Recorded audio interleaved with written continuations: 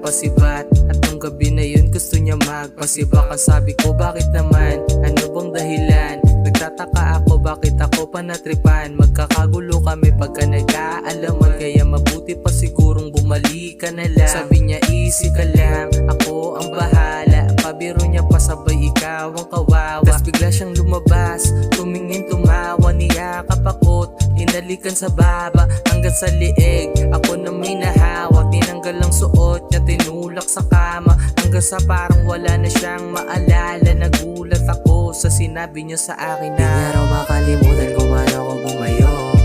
Pakisabi ng medyo sa mong masyadong nasarapan. Habang nasa harapan ko nakatalikod, gusto akong sayuan. Pwede ba isa pa nga? Isa lang. Pwede ba isa pa nga? Isa lang. Pwede ba isa pa nga? Yeah. Teka, may kikwento lang ako, tol.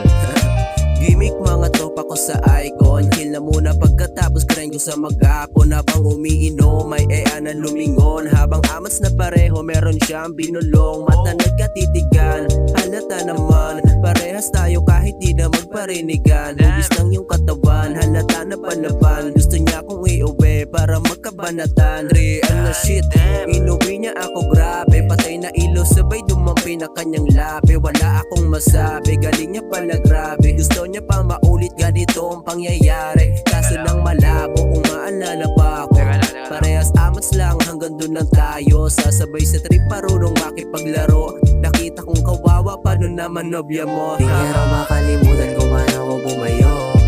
Pakisabi naman dyan sa mong masyadong nasarapan. Habang nasa harapan ko nakatalikod, gusto akong sayuan. Pwede ba isa pa nga?